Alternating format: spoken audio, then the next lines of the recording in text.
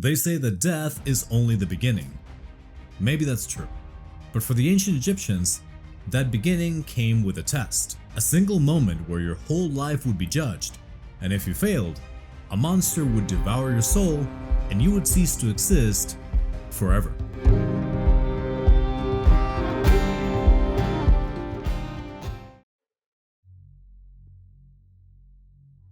There is a moment in ancient Egyptian belief where everything hangs in the balance, quite literally. You've died. Your body is mummified, entombed, and sent off with prayers. But your soul, the spiritual heart that contains the truth of your life, has only begun its journey. It travels into the Duat, the Egyptian underworld, a place not of fire and torment, but of judgment, truth, and consequences. Here you are led to the Hall of Two Truths, where 42 judges await your trial. The god Thoth prepares to record the outcome. Anubis, the guardian of the dead, brings forth a scale, and then it happens. Your heart is placed on one side. On the other, the feather of Ma'at, the embodiment of truth, justice, and cosmic order. And watching silently nearby with the patience of a predator was Ammit. You see, Ammit was not a goddess. She had no temples, no priests, and no hymns sung in her honor. She was not really a deity to be loved, but a force to be feared. She was the final consequences, the end of the line, the boundary between existence and oblivion. The name Ammit means she who devours the dead. But really she was a devourer not of the dead, but of their destiny.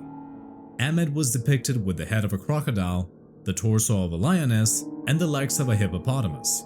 These were the three deadliest man-eaters alive in the Nile, so you can kind of see how Ammit came to be. It was just a combination of the worst possible things that you could encounter. And traditionally, Ammit was female, but she was not maternal in any way. Her femininity echoed that of Sekhmet. This was the lioness of vengeance. I spoke about her in my previous video where she embodied the Eye of Ra, and she basically had to get drunk in order to calm down. Elizabeth, hide the rum. So you can see how Ammit was the ultimate reckoning, and her role was simply to wait. To wait beside the scales for the souls who would fail their final test.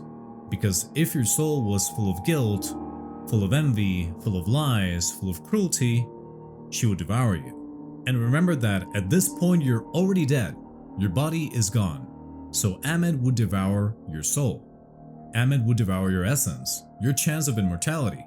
This is why she ultimately devours your destiny. You simply cease to exist in every way, shape, or form.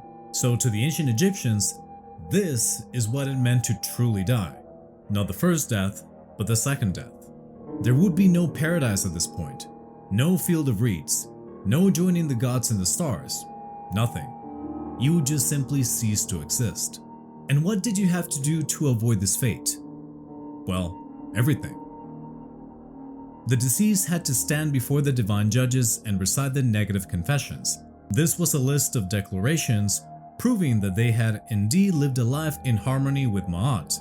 I have not killed, I have not stolen, I have not committed adultery, I have not spoken lies, I have not desecrated sacred places, I have not caused pain without cause, and so on and so forth. You get the picture. One by one, the soul had to deny every major sin, and even if the words were convincing, the heart could not lie. That was the genius of the ritual. You couldn't really cheat the scale. If your heart was heavy with truthless words, Ammit would instantly know. She would just smell it right off the bat. You're gone. There was no really any appeal, no forgiveness, no second trial, and Ammit frankly did not care. Her role was not to care. Her role was simply to consume. Her presence was a warning to every living Egyptian. Live justly or vanish forever. In many depictions, Ammit is shown crouching beneath the scales, jaws open and eager to strike. But she's not described as malicious, only inevitable. Some sources suggest that Ammit stood near a lake of fire where the unworthy hearts would be thrown, but devoured or burned, the result was the same, complete annihilation in the end. In life, Egyptians were terrified of that outcome, not because they feared pain, but because they feared being forgotten. The entire culture was built on community, memory, and legacy, so to be devoured by Ammit, it meant being cut off from all of it. But if you think about it, Ammit wasn't really evil. Ammit simply acted as the shadow of Ma'at. She was the ultimate price of imbalance, the justice that required no courtroom. And when a soul was judged unworthy, she would deliver that justice with deafening silence. Because she didn't need to roar, she just needed to wait. Hey, thank you so much for joining me for today's tale. If you had fun, learned anything new today, please subscribe to the channel, comment below, like the video, share the video, that really helps a lot. Also, from now on, I'm going to be posting twice a week, so right now is really a great time to subscribe to the channel.